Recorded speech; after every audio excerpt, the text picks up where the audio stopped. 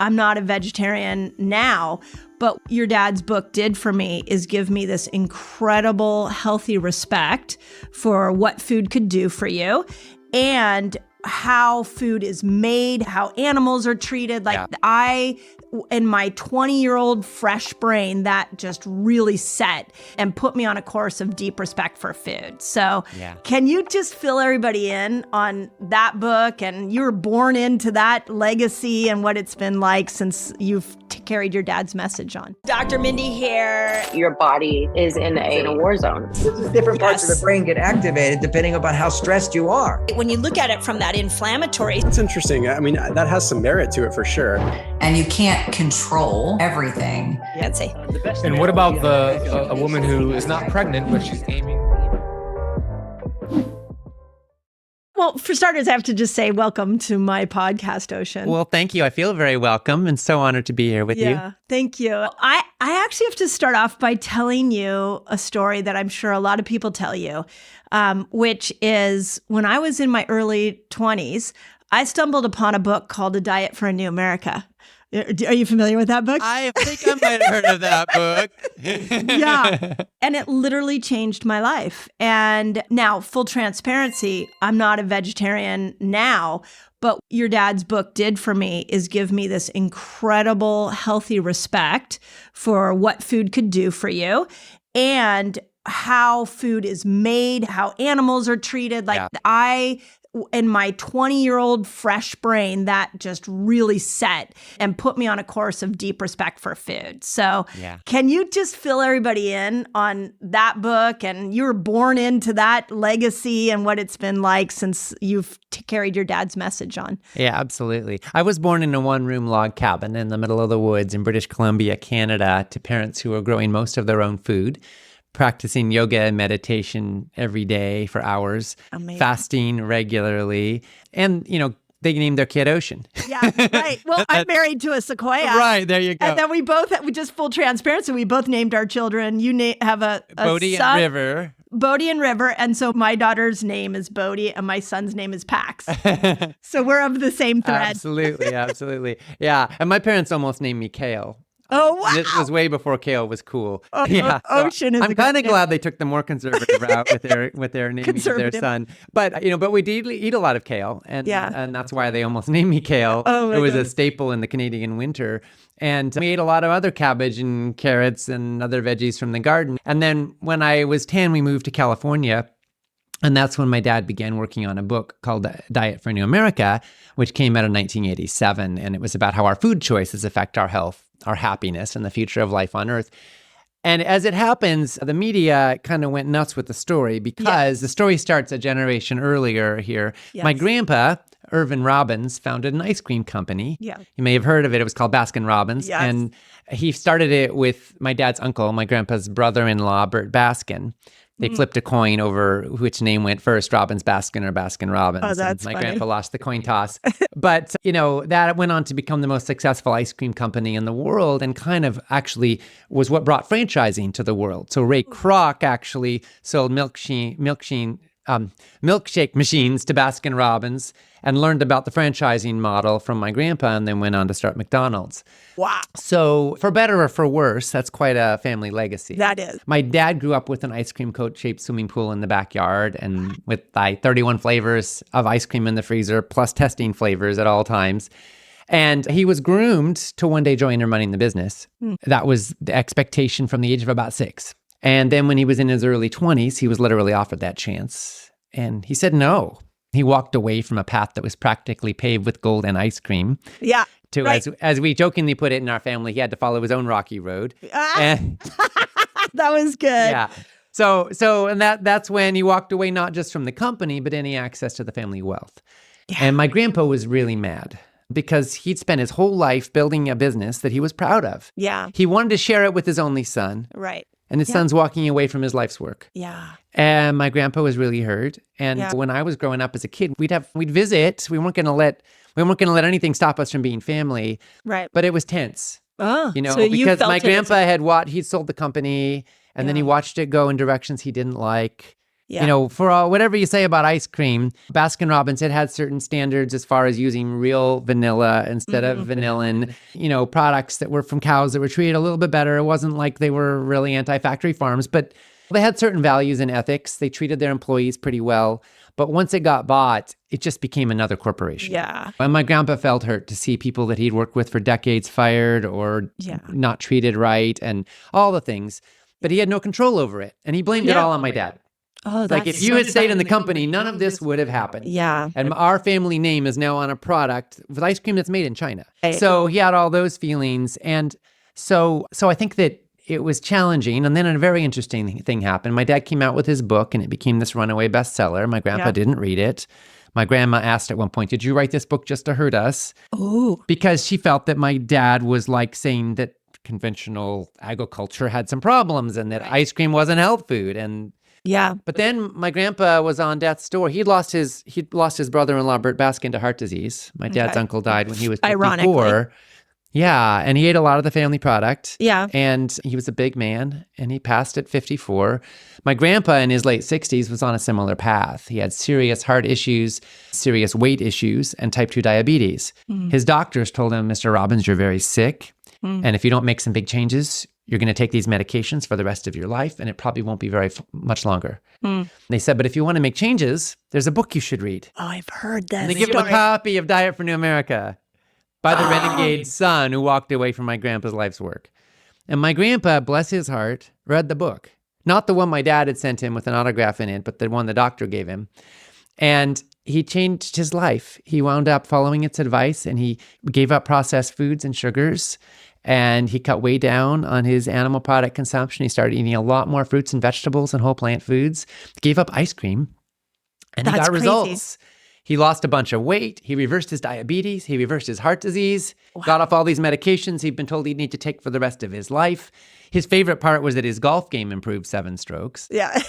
My favorite part was that he lived 19 more healthy years. Yeah. And I got to know my grandpa as I was growing up. And not only know him, but know him healthier and know him happier. Yeah. And so he got a second chance when he got to live out his golden years and his retirement years with more health and vitality, taking the dog for a walk for an hour and a half every morning. Amazing. And so we've really seen in our family what happens when we follow the standard American diet. We get the standard American diseases, and we've seen what can happen when we make a change. Yeah. And, you know, I'm so proud of my grandpa because he was a stubborn cookie. Yeah. And if anyone ever had an investment in the standard American diet, it was him. Yeah. He'd manufactured and sold so much ice cream. And yet he had the courage to make a change. Right. And if he could make a change, maybe there's hope for some of the rest of us to make changes too. With all the habits and all the inertias and all the reasons why we don't want to make changes, maybe we can find hope too. Yeah. You know, and a lot of us don't get a second chance. Yeah. You know, like my dad's uncle, who I never even knew. He was gone before I was born. Yeah. But my grandpa did, and he took it. And so for everybody who's listening right now, like we all have a chance right now, whether it's our first chance, our second chance, our 10th chance, we all have a chance to do something with our lives, to make positive and healthy choices. Yeah. And so my life is just dedicated to giving as many people as possible the opportunity to seize those opportunities so we can have the health that we want. Yeah. God, that was like such a great completion to the story that I didn't know. So thank you, because I'm thinking as you were talking, and please pass this on to your dad, because that book literally set me on the course that I've been on. And what I learned was so many things in that book. It literally, I carried it everywhere I went. Like I was like, this book. And what I found so fascinating was the fact and think about this from my 20-year-old brain. My 20-year-old brain was like, why would you give up millions? Why would you give up, like you had a path, like you said, that was paved with golden ice cream. My 20-year-old brain was like, why would you give that up? Right. And then it translated it into, because people's health is that important. Yeah. And here is an individual that stood up, one individual that stood up and said, I don't want that because it's too important that people stay healthy. Yeah. And that left a massive impact on me. Yeah. You know, we live in a culture where it seems like we've made the almighty dollar more important than human health, than the well-being of others, and maybe even the survival of our species. Agreed. It's like we'll save the planet if it's convenient and economically viable. But the reality is that lives are on the line. Our lives are on the line. Yeah. And the way I look at it, Food 1.0 is about survival. If you can get enough calories to fill your belly, that is success. Well said. And that's been the reality for most of human history and for many people today. Food 2.0 is about commerce. It's about the buying and selling of goods. And it brings us taste and texture and cuisine and option from all around the world, but it's morally bankrupt. Yeah. It has no compass. Yeah. And it's killing us, and it's killing our planet, which is why I'm calling for, as you are, for Food 3.0, which is governed by health for our bodies and health for our world. And there's healthy profits in Food 3.0. They just come from healthy food. Yeah. And I think that when we orient that way, we realize food is medicine, food is fuel, food will shape our destiny. And, a lot of us think about food and we think about short-term pleasure. Like that's good. Most people do it that way. And my question is, what if we ask not what do I want now, but what do I want most? Yeah. Because at the end of the day, there's more pleasure in a body that works. Right. I don't know anybody who thinks it's pleasurable to go through chemotherapy or to be morbidly obese and not be able to get off the couch. Yeah. Or to feel like crap and your brain is foggy and you can't remember the names of your loved ones anymore. No. That's what we're headed towards if the standard American diet. There's more pleasure in being able to do what you love and play with your grandkids and dance and sing and celebrate and play sports and do all the things you love with a clear mind and a clear conscience. Yeah. And that's what we make possible when we treat food as a source of nourishment, not just a source of entertainment. Yeah, and it's really inspiring to hear you talk, and I want to dive into these superfoods here in a moment. But another story that my audience has heard a lot from me is that during the pandemic, I was asked to advise a group of high school teachers in the South on what they could do, what kind of foods they could use to support a healthier immune system. Yeah. So I get on this, there was about 30 of them. I get on to this Zoom call. I'm so excited to share what I know with them. And I go through all the ways they should eat healthy. And at the end of the call, basically, several of the teachers said, we agree with you, but we can't afford. Right. We can't afford healthy food, or we don't have time for healthy food. Right. And here are the people teaching our children. And I walked away from that and I thought, well, that's where fasting comes in, because I have so much admiration for people like you. And we talked about our friend Vani, who's like fighting the fight against food, and we need to keep fighting that. But until we do, I'm like, why don't we take fasting and let's all learn how to heal ourselves with fasting, because the food industry does not appear to want to clean its act up anytime soon. Yeah. One of the things that I think is powerful about fasting, I remember the first time I did like an extended fast, and when I started eating again, like I didn't take food for granted. Like first bite was like, oh, this is really special, What am I getting? Of course, I spent umpteen hours during my fast thinking about what I was going to break the fast with. Because you had all that time. Had all that time and a little bit of hunger. Yeah. Although that fades after a certain point. But then I was more conscious of what I was eating. It's like if you can eat nothing, then you're not a prisoner of your desires. That's right. And I think a lot of us are so caught in addictive cycles around food, and fasting can be one of the ways for some people to help break that. Yeah. And then you get to make a more conscious choice as you re-enter the relationship with food about what terms you're entering it on. Yeah. And what foods are actually going to serve your vitality and wellness so that it's conscious rather than compulsive. Well said. And I think that if you look at even the way I teach fasting, where you've got like an eating window that might be 8 to 10 hours, a lot of people say to me, well, how do I get enough protein? How do I get enough vegetables in that 8 to 10? And my answer is high quality. Let's go high quality, and what some of the foods we're going to dive into here in a moment. But like, let's be, to your point, very mindful of what you're eating. And I watch it change people's relationship to food just because they have a shorter time period to eat their food in. Yeah. So it's really incredible. Yeah. Okay, these superfoods. Okay. So there's a couple things I have to tell you, and I just have to like throw this out here. Let's start with this one, because this is literally my favorite food on the whole planet, and I'm pretty sure that this food has changed the direction of my hormones as I've gone through menopause, and that is the sweet potato. Okay. It got a chapter all by itself. I'm like, yes. I feel like I'm like the spokesperson for the sweet potato, and you put it in as a superfood. And if everyone doesn't know, we're talking about put it in a book called Real Superfoods, Everyday Ingredients to Elevate Your Health, which is my latest book. And it's also a cookbook. Yeah. Yes. Yeah. So we got chapters on each of these superfoods. So sweet potatoes. Okay. Yes. I mean, how special are they, right? Because I don't know about you, but I grew up thinking that sweet potatoes were sweet, so therefore they were probably less healthy than like regular potatoes. Yeah. It turns out nothing could be further from the truth. They're super loaded with phytochemicals, antioxidants that are amazing for us. Of course, they're high in fiber. They're not high on the glycemic index. No, they're lower on the glycemic index Right. than a regular potato. Right. Why is that? Why is that? Well, because they have so much fiber and so much other compounds that are in there that slow down the digestion process, even though there's some sweet in there. The people of Okinawa, Japan, are probably the longest lived documented population in the world. The elders there consistently live into their hundreds. Yep. They have vastly more centenarians per capita than we do in the United States. And they outlive us by about 10 years, the elders there. And they don't have more medical care. In fact, they have less medical expenses than we do, significantly. You know, it is a developed country, so they have good hygiene and so forth.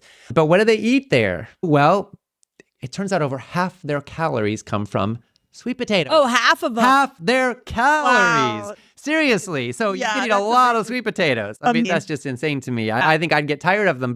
And they actually eat a particular type primarily. It's a purple sweet potato. Okay, so this was going to be my next question. By the way, have you've seen the Netflix series on the blue zones and the Okinawa? Parts of it. Yeah. And I just want to point out the other thing that they do that I'm really trying to figure out how to do is they created something called a moai. And a moai is a community that supports each other and uses its resources to come together. Yes. And I think that's a really interesting concept in a world where we're like, this is mine. Right. I work, like these people who are living so long are not only eating sweet potatoes, half their diet, but they're also really embracing, supporting each other, which is incredible. The 4 pillars of lifestyle medicine are eat better, stress less, love more, and move more. And I think these are just really central. And so you're talking about the love more piece, that strong social ties and connection, a sense of belonging. Yeah. We have studies telling us that loneliness kills faster than cigarettes. Yeah. And I think there's almost an epidemic of loneliness. And 2020 only made that so much worse for a lot of people around the world. Yeah. We need each other. We belong to each other. We need to feel a sense of community and connection. That's what opens our hearts, which turns out to be good for our physical hearts and our life expectancy and our well-being. And it brings down all the reactive fight or flight responses in the body and helps us to settle, brings down cortisol levels, brings up peace, serotonin, all of this. So love and belonging is critical. Exercise, of course, is really critical. And we could talk about that too. And bringing down stress through practices like meditation or prayer or mindfulness or deep breathing or all the different things that help settle the nervous system. Yeah. These all work in concert. And in Okinawa and all the blue zones, actually, they do all of them in very different ways. They don't all have the same faith. They don't have the same types of exercise or same diet.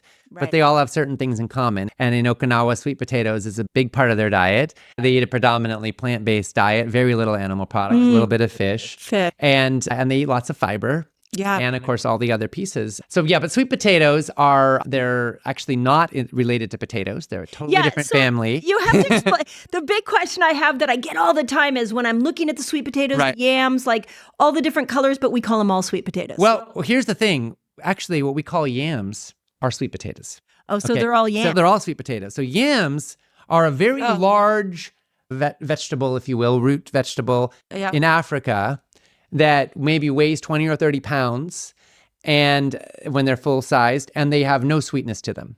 Oh, they are like a starchy, thing. I got one. I was so excited. Now I'm gonna have a real yam. I was like, very anticlimactic. Went to like a special grocery store. But we really don't have yams in the United States or much of the developed world. They're not that popular for some good reasons. Yeah. But for some reason, we called like garnet or certain varieties of sweet potato yams. They're actually not, though it's all a family of sweet potatoes. Then some are orange, some are purple, some are yellow, some are more white-fleshed. Okay. And they're different colors on the outside. And they have different levels of sweetness. Right. And they have different pigments reflect different antioxidants and phytonutrients in them, each of which has its own unique benefits. If you want the absolute most bang for your buck, go for the purplish ones. But that's okay. So wait, I want to stop right there because just to fill everybody in, my husband Sequoia is like obsessed with the purple ones.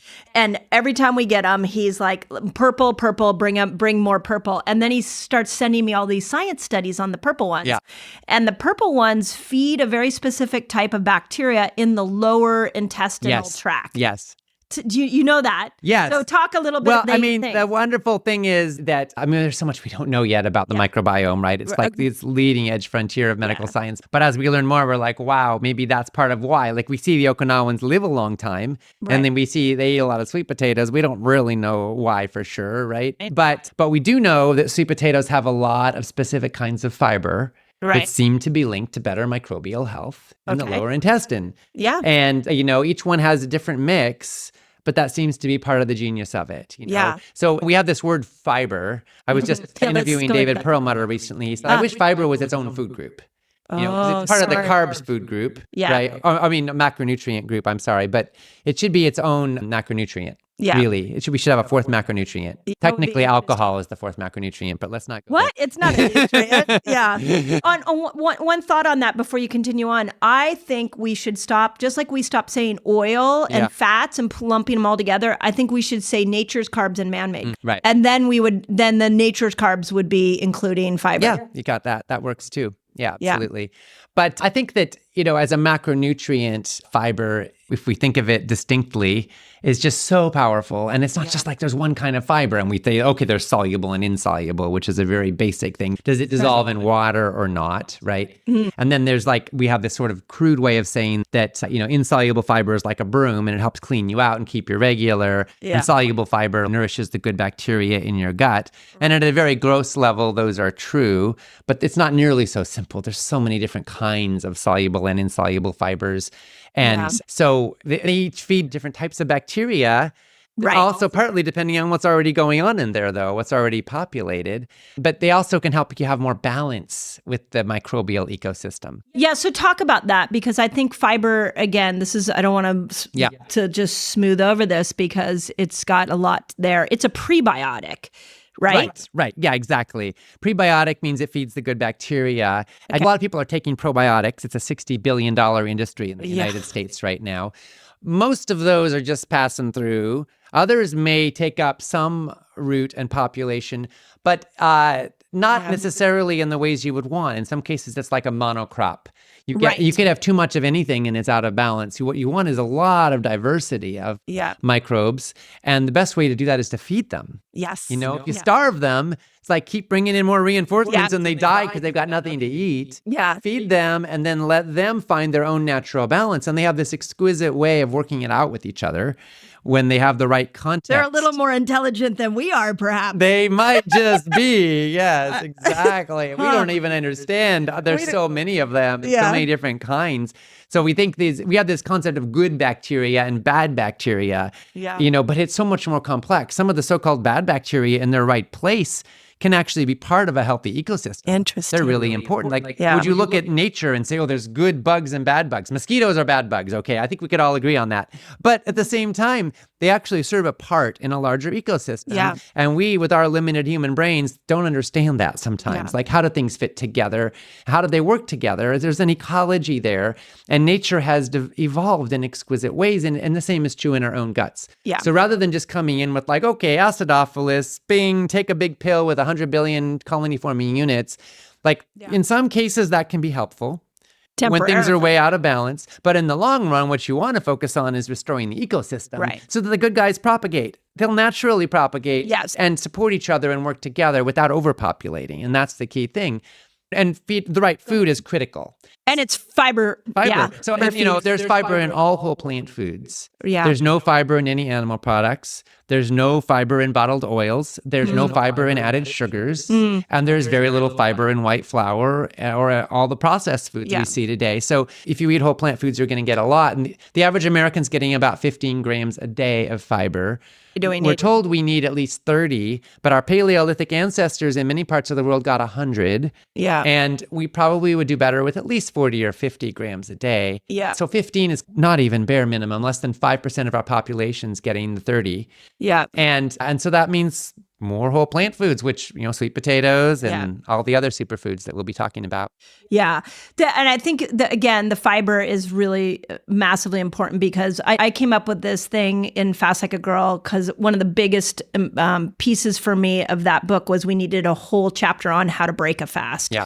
Because people were getting so attached to the fast that they didn't know how to go back into food. Yeah. And so I looked at it through the microbiome's eyes. And I was like, okay, well, if we're changing the terrain through fasting, using of the gut, then what would be the most logical thing to put back onto the gut? Yeah. And I called it the 3 Ps: polyphenol, probiotic, and prebiotic foods. And when you look at what matches all of those, we're back at the fruits and the vegetables and their ability to support these microbes. Yeah. Yet we just don't have enough people eating enough of them. Yeah. So it's really critically important. I love when you said probiotics, you said probiotic foods. Yeah. Because, we think about probiotic capsules and pills, Yeah. but fermented foods are really the best way to get probiotics. Especially, I'm a big fan of wild fermented, which is things like sauerkraut and kimchi and pickles that are fermented without having an inoculant added. So when you take a yogurt, for example, explain any yogurt, I've made yogurts or plant yogurts with Yeah. homemade soy milks and almond milks and oat milks and all sorts of things. And it's really fun. But what you're doing is you're taking a specific bacterial species and inoculating it into a warm medium and letting it sit for 12 hours or 24 hours, and it propagates and thickens up and gets sour and makes the yogurt. Right. And in a sense, you've got a live bacteria in there, which is lovely. And it's alive because it made it thicken up and turned into a yogurt. Yeah. At least it was alive. If it sits in the store for a long time, there's no telling. Yeah. But you're still just getting a small number of species, right? And that can have health benefits, no doubt about it. And it's great that you're eating it with food because that tends to help it get through your body a little better. And it does help, by the way, make the medium more bioavailable too. Yes. The bacteria tends to break it down. Yeah. And you are getting, one cool thing is you're getting some of the postbiotics in that mix. See, probiotics, they breed these bacteria and then they slough off the liquid and distill to get the powder that you consume. But that liquid has the postbiotics. It's the compounds that are created by the bacteria in their living. Call it bacteria excrement if you want to get gross about it. But in a sense, those postbiotics may actually have more benefit to the human microbiome than anything. You lose that with the pills. But when you consume an actual fermented food, you're getting those postbiotics, which turn out to be absolutely profound. We don't even understand why entirely yet. But we do see that there's a significant correlation between postbiotics and bringing down inflammation and contributing to overall health in the body and microbial health. Interestingly, they seem to help feed the microbiome in interesting ways. So that's one benefit to like fermented kefirs and yogurts and things like that. But if you get the wild fermented, like the sauerkrauts and the kimchis and the pickles and so forth, those have all kinds of bacteria in them. They may be fermented for 6 months or a year. Also, misos have this. They ferment for quite a while or even just a month, but they get whatever's in the air tends to propagate. And one interesting thing, these all have salt in common, right? That's part of what makes because that's what ferments That's what ferments it. That's what keeps it safe. So you could just put cabbage out and it would ferment, but it would also get moldy and rotten and gross and disgusting, right? Okay. Soak cabbage in water, you won't get sauerkraut. You'll get a really putrid smell. Yeah, but eat away if you want to. Put the salt in there and somehow it seems to naturally select so that you're getting the good stuff and not the dangerous stuff. So it tends to be anti-pathogenic. Which is interesting because we have another thing we've tried to do as a society is go low salt. Right. And there is no question that excessive sodium consumption tends to come in processed foods. Yeah. Right? And those processed foods have all kinds of things wrong with them. And it's true for somebody who has cardiovascular disease in particular or is at risk of stroke, high salt can be problematic. Yeah. And I think probably if there was one compound that is causing the most deaths of anything on earth, it would be salt for that reason. You know what it is? Just a really interesting nuance on that part of the conversation is that it's when insulin's high and sodium's high. Right. That's the deadly combination, yeah. So if we can get everybody's hemoglobin A1C down, we can get they're more metabolically flexible, salt wouldn't become this thing that is causing everybody to have cardiovascular. Yeah, so you get the insulin down and also blood pressure down, right? Which tends to go together as well. Yeah. Because salt will increase your blood pressure. Because if you put salt in water, it makes things expand. Yes. Right? And your body will hold more water if you have more salt, which can increase the blood pressure. But if you don't have cardiovascular disease, it's probably not so much of a concern. So much of it. And then there are people who genuinely don't have enough of it, which is also a thing, right? You want that right balance. And you also want enough potassium. So it's a lot of this sodium potassium balance consideration. If you're low potassium, then high sodium can be more problematic. If you get a good balance with lots of potassium, then that helps your body regulate. So that ratio is probably what we need to pay more attention to. Now, whereas potassium, it's in bananas. And I was just going to say, a lot of fruits. what's the food? I mean, bananas, I think. Yeah, we think of bananas, but there's a lot, it's in lots and lots of fruits and vegetables. So potassium's great. And then that's more where we should probably focus. But you also want to get away from the processed foods. And one of the interesting things is we tend to be so reductionist in our thinking. We're like, okay, it's this compound. And then like food industry is great to come up with fancy new hyper-processed foods that avoid that compound. Yeah. Or add in this other thing. And we're like, oh, this vitamin's good. Sure, we can add that for a penny a package. Yeah. And then put a big label on it now with this added vitamin. Yeah. But we don't realize nature doesn't work like that. Yeah. It's all about ecology. It's a symphony. It's an ecosystem. Yeah. And food is an ecosystem. Yeah. And you can't just, what concert would sound good if you just heard the trumpets? I mean, maybe if it's Wynton Marsalis playing it, but like most of the time you want to hear a whole thing, right? Yeah. And so that's how food works. That's how our bodies work. We don't recognize an isolated pill very often. We tend to recognize the whole. So we get a study saying, people who had higher blood levels of this compound were healthier. And then we give them more of that compound, their blood levels go up. And they die sooner, right? Right. We see this time and again. Vitamin E is a classic example where people had higher vitamin E blood levels and they were living longer and having lower heart disease. So they started giving them vitamin E supplements and their blood levels went up and they died sooner. Yeah. Right. And we don't see that with food because it's interesting when we look at what food does to us. Yeah. The human body is always meant to come back into this homeostasis. Yeah. And so when you're using food, it's like you can't the right food, healthy foods, superfoods. You can't really go to the extreme where it's now damaging you. Right. Can you? Like when you're using not with health. I mean, okay, extreme. Anything's possible. There was a woman who was battling cancer, and she decided that she wanted to eat a lot of bok choy, so she ate a case a day, like 15 pounds a day of bok choy. She juiced some of it and she ate a bunch of it raw. Right. And she wound up having a seizure. Yeah. Because she was getting overloaded with certain compounds that are in bok choy that were causing her problems, and now she was in a serious situation.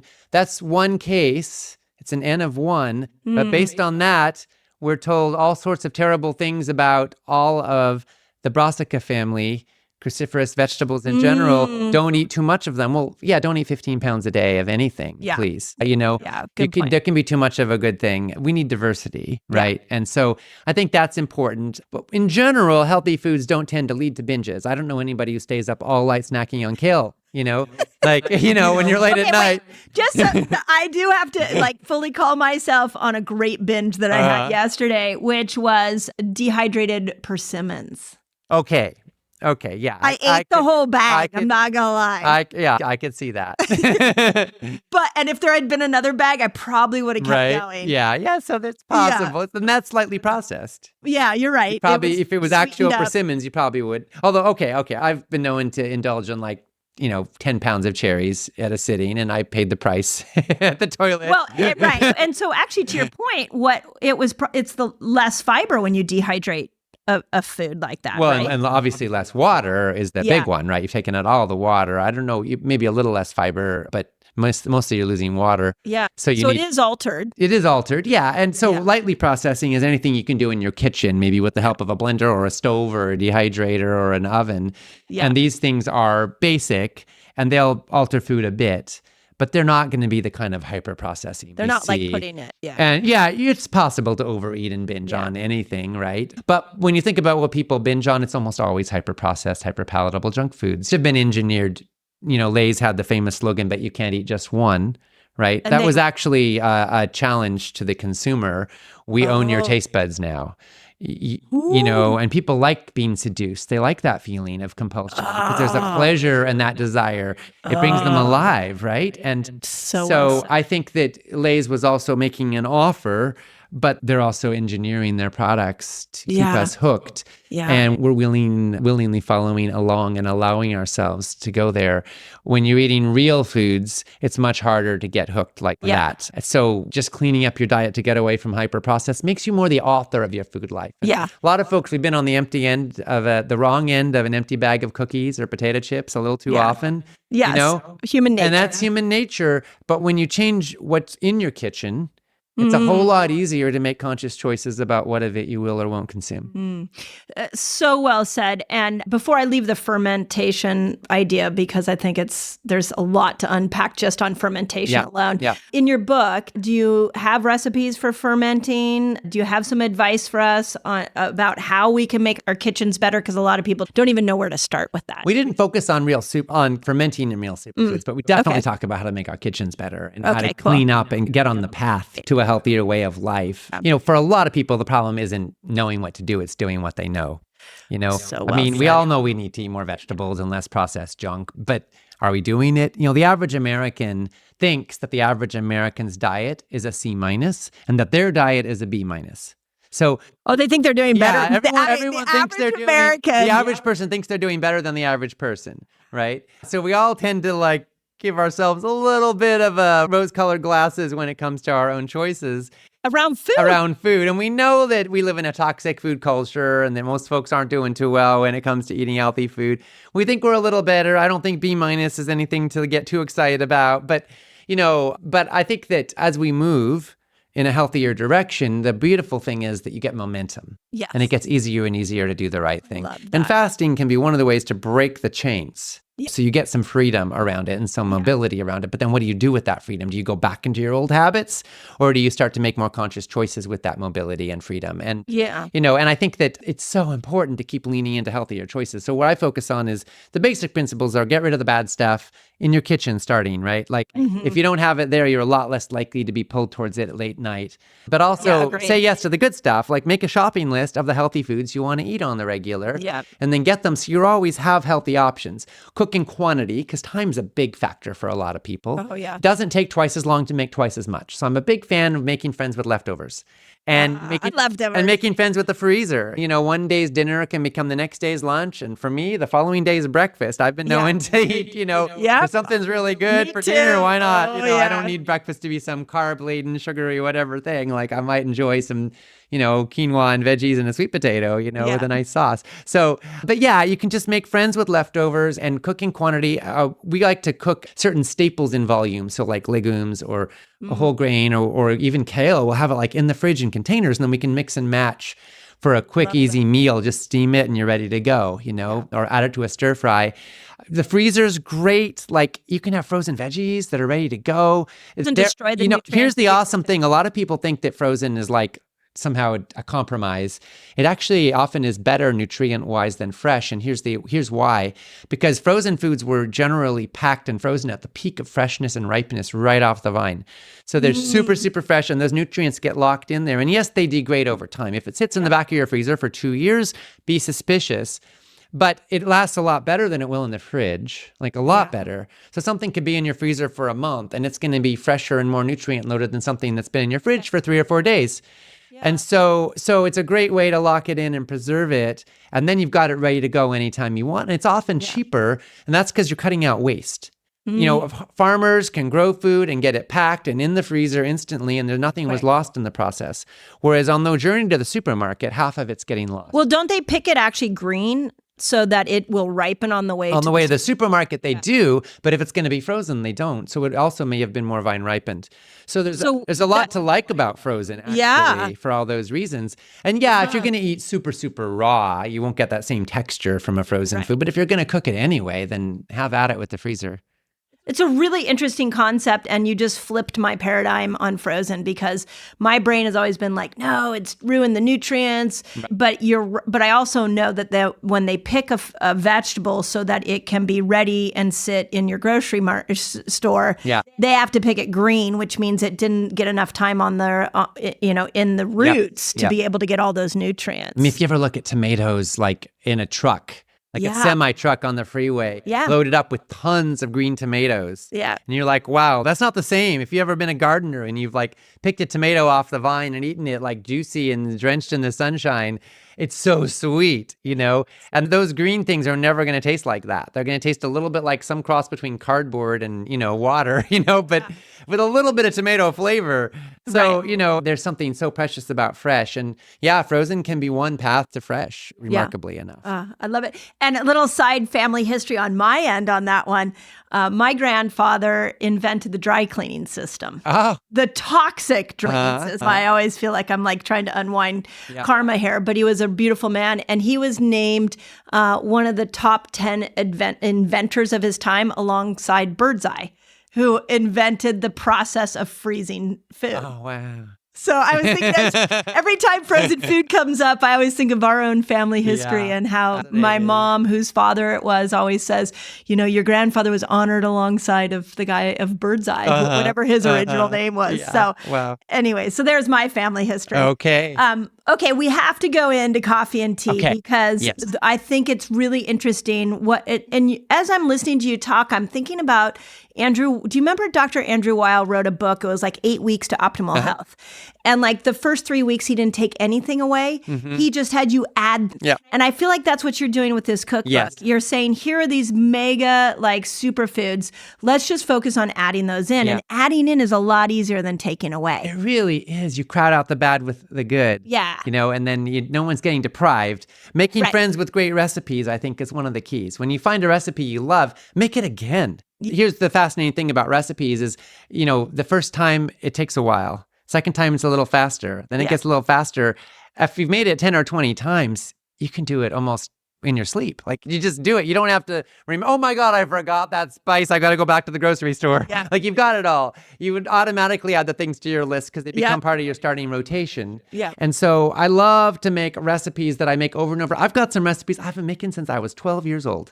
You know, and I look back. Are they in the book? They're not in the book, no. But no, there are better ones in the book. To be honest with you, Then your 12-year-old. My 12-year-old, But yeah, I got a cookbook when I was 12 and made some stuff, and I've been making it ever since. And when I'm tired and stressed, that's what I do because like I can just do it so fast, right? Yeah. I just dump things in and I have a feel for it and it works out, right? Yeah. But with a new recipe, you try it out and you practice it, and I think one of the keys is recipes that use real whole foods. Yeah. Recipes that taste good, recipes that are relatively simple and easy, and recipes that don't cost an arm and a leg, and that use ingredients you can easily access, right? Yeah. So it's not hard. You don't have to wait.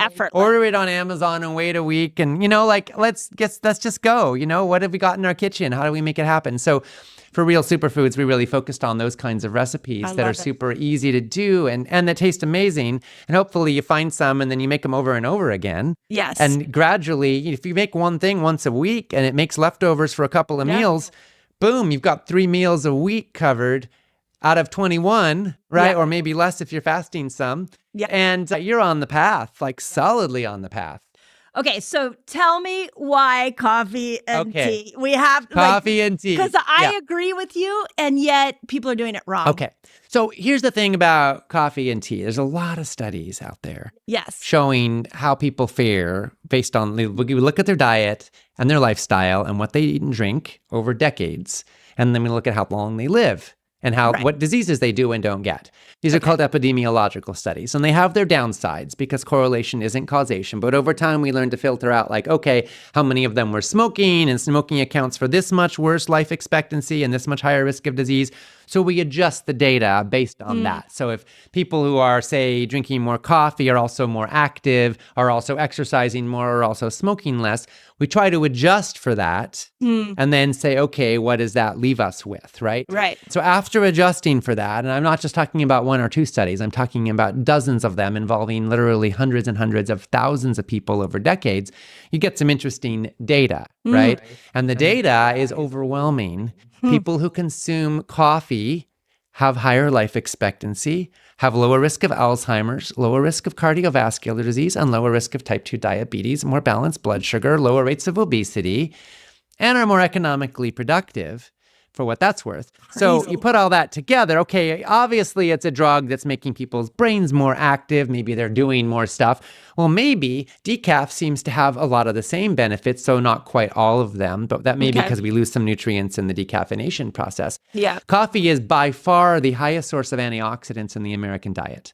By far. Now, partly that's because we're getting way too few antioxidants. So we don't know for sure. If somebody was eating a super healthy diet already, and then they did or didn't drink coffee, how would that affect things? Hard to know for sure. But based on what Americans are eating and drinking, coffee is radically accelerating their life expectancy and health.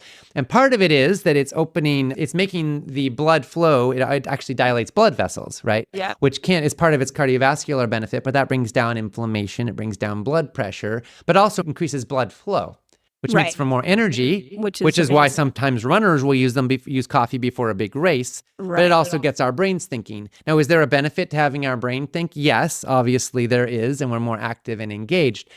All that said, some people don't do well with the caffeine.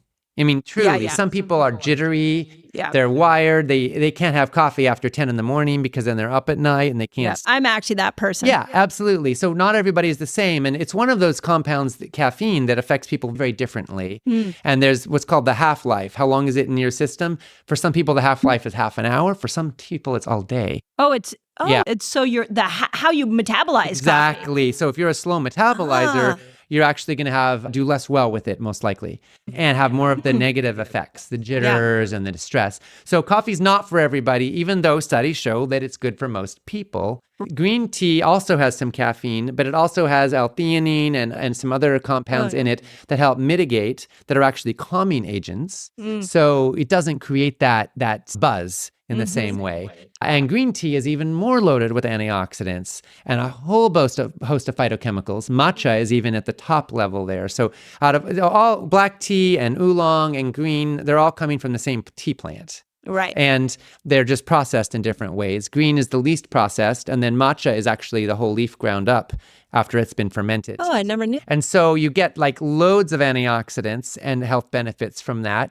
And if you don't do well with any of those things, hibiscus is even more loaded with antioxidants. I love hibiscus So hibiscus tea is number one above all else, any drink we know of that humans consume for antioxidants. So hibiscus is fabulous if you don't want to do the caffeinated beverages at all. If there was sort of a pecking order, I'd probably say from an antioxidant perspective, hibiscus tea, green tea, and then you've got oolong, then you've got black, and then you've got coffee. So it's coffee, even though all the wonderful things exactly. you said, Well, at least it's low on... in terms of some of the critical antioxidants and phytochemicals. And then in terms of caffeine, coffee is the highest of those things that I just named. Right. But interestingly, yerba mate seems to also have incredible health benefits. There is some concern that it may be linked to higher risk of cancer. We're still not sure about that, so I'm a little cautious on yerba mate. But I personally love how it makes me feel, and it doesn't create the jitters that coffee does. So everything, you got to listen to your own body. You know, just because studies show that something's good for most people most of the time doesn't mean it's good for everybody all the time, or it's good for you right now. So I'm a big fan of like, be your own N of one, experiment, pay attention. I think that actually attention is one of the most powerful forces in the universe. So when you bring love and care and attention to your body, you're already sending signals of, I care, you matter, and I'm curious about you. And so that's a powerful force. And then, so you got to do that, especially with the caffeinated beverages, because we really are different. But in general, for most people, coffee can be super healthy. Now, let me also add that a lot of people are adding a bunch of cream and I was going to say, I feel like we need to say the type of coffee, because people will listen to this and they'll go rush off to some of the franchises that your grandfather started. There are Starbucks drinks that have more sugar in them than Coca-Cola. And then they've got a bunch of factory farm dairy in there, which, by the way, Starbucks spends more on dairy than it does on coffee, I believe. You know, and you wind up with a product that's a lot of other stuff that probably isn't doing your body any favors. And the studies show that when you add milk to coffee, you reduce the efficacy of the antioxidants in there quite significantly. Now, it's interesting because you would think that some of the fat would help slow absorption of the caffeine and so forth. But personally, I add unsweetened plant milks to my coffee when I do cold brew, by the way, because coffee can be acid forming. I love the cold brews. Yeah. I almost too much. They're so smooth that I could drink too much and then I'm up at like 2 a.m. Right. Yeah. Yeah. And they actually can be more highly caffeinated. Yeah. Too. But when you mix that, I make a homemade latte. So I mix like half of it is unsweetened soy milk, and then half of it is the cold brew coffee. Yeah. And I enjoy that very much. Yeah. But I make sure I'm done by 1 p.m. Right. But what we're not saying is, if I look at this through my toxic lens, there's not only are we looking at some of the cancer-causing chemicals that are in some of these coffees, but like tea, for example, I've recently heard that there is plastics in almost every, tea brand, major tea brand out there that people are drinking. Is there a good like litmus test that we can say, hey, this is how you know you're getting clean coffee and tea? It's a little bit hard to know for sure because you got to do you trust the manufacturer? Yeah. You can contact them and ask if they have a policy. Do they test for plastics? Where are their sources? I do that a lot, actually. And it's interesting because when you do that, eventually they'll put a thing on their website and you can just Google it. And, at least they know people care and are paying attention because they have no incentive economically to do the more expensive thing that creates a better product if nobody knows about it. Right. So when people care and ask, then they know, oh, there's an interest in this. Fair trade is a good example of that. A lot of folks realized a while back, wow, a lot of our coffee and chocolate is coming from slave labor, from farmers that are in destitute conditions. Well, guess what? When farmers are in destitute conditions and they've got a toxic pesticide that's going to increase their yield and let them feed their kids next year or go to school, have their kids go to school, they're probably going to use it, even if it's regulated and not legal in the United States. So there's a lot of incentives to cut costs or to use plastic in the processing of the tea, for example, right? So you want to invest in, I think, fair trade as much as you can afford to. Okay, so because that's a way labeled. There's a lot of different certifying agencies. They're not all perfect, but they're all big steps in the right direction. Okay. So fair trade, especially with coffee and chocolate, is important. Chocolate, most of our chocolate in the world comes from the Ivory Coast in Ghana and West Africa, where child slavery is a big deal. There's a lot of kids that are not going to school. They're working in the fields 12 hours a day under terrible conditions. Some of them are literally separated from their families and sold off into slavery by the hundreds of thousands. And most of that is in the chocolate industry. And I don't want any part in that. So I choose to go with fair trade or organic. And here's the thing about organic. There's no organic chocolate being grown in West Africa right now. So it's coming from Central America for the most part when it's organic, which means at least you're avoiding the most extreme forms of enslavement. So it's chocolate or coffee? I'm talking about chocolate right now, but coffee has some of the similar dynamics, problems. Where I want the people who grow my food to be paid enough to feed their own families. Yeah. And so fair trade is a way to help to ensure that. And in the process, you tend to get a cleaner product. Yeah. Now, organic certified is also great because, again, folks who are certifying organic tend to be doing other things right. And obviously, there's less pesticides involved in organic agriculture, which is better for the environment and farmers and farm workers and for our health. And that's why I love going to a farmer's market because we literally sit and talk to the farmer. And we get to know them. And, you get a real passionate one will come out with like hey, let me show you where your eggs are being laid, or let me show you where I grew this. And you found the right person. But I think to put it into context, what you just said that's really important is that we go with our, wake up on a Monday morning. We're like, oh, I hate Monday. We go straight into Starbucks and we're like bitching and moaning about the day we have ahead of us, drinking a cup of coffee from potentially a situation where a child's been taken from their family. Right. And cows are being tortured in the factory farms. And then the sugar is growing in plantations too. And all of that is creating also a toxic load on our bodies. Yeah. And added sugar, obviously, we talk about crowding out the bad with the good. Well, part of that is not bringing in the bad. So if you're going to consume coffee, not doing it with a bunch of added sugar, because that sugar is mitigating whatever health benefits there are and creating a whole cascade of problems in your body as well. And just to point out, like, it gets so depressing so quick when you go down these paths. But we can't ignore it anymore. We have to wake up and start to see that our choices and vote with our dollars and our choices affect other people's lives. Yeah. Our personal taste bud choices are going to affect another person's life if we're not conscious about it. Yeah. And what I just heard is if we can just look at fair trade and we could just start to get fair trade items, we're now at least, and buy the chocolate you love with a fair trade stamp on it. Yeah. we're aligning our taste buds with the humanity of the world. Exactly. And that's powerful. And that's the biggest case for going organic, by the way. Like, yes, there's pesticide contamination. There may be higher nutrients in organics, but there's no question that farm workers are not getting poisoned in the fields in the same way. And, farm workers have rates of cancer that are through the roofs. In one study, the average life expectancy for farm workers in California is 51 years. Yeah. A lot of them are dying of cancer in droves. And, that's because they're dealing with the pesticides, the canary in the coal mine. Yeah. Like well, farm workers are like the canaries in our coal mine. Yeah. And if they're dying, who wants to eat that food then? And what might it do to us? But we know it's doing it to them. Yeah. And we know it's doing it to our soil and water and environment and birds and honeybees. And so if you I want a sustainable world for future generations with the pollinators, with the insects, that are thriving, that can pollinate our crops. Let's move away from pesticide-dependent agriculture as much as we can. Yes. And that starts with our consumer choices. Yeah. Oh, that was so well said. Okay, so to close this down, and I have so many questions, but I do want to point people towards the book because, again, you listed out, I believe it was 10 superfoods. Yeah, I don't remember exactly how many. We got legumes, we've got whole grains, we've got alliums like onions and garlic, which are really amazing, actually. Yeah. And spices in general. Spices are incredible. Incredible. So potent and and they also add flavor, right? We're not about starving anybody's taste buds here. Yeah. Sweet potatoes and leafy greens, which everyone hears all about. Yeah. But we should keep talking about that. Yeah. Those are some of my favorites right there. Yeah. And I think, again, I'm so excited about how cookbooks are coming out into the world now because somebody told me the other day it was called a cookbook plus, where it's like all these recipes, but then they teach in the beginning. And when I got a copy of yours and I opened it up, I was like, oh my God, I love that we have chapters all on one food. Yeah. And then I saw sweet potatoes and I'm like, what I think is important about Superfoods here, why we chose that name is I feel like we have a lot of marketing for foods that are called superfoods they are super healthy in many cases, but they're also super expensive and they have super big ecological footprints. They may come from around the world. And to me, the real superfoods can do the most good for the most people. I don't know any superheroes that only save the super well-connected and super rich from burning buildings.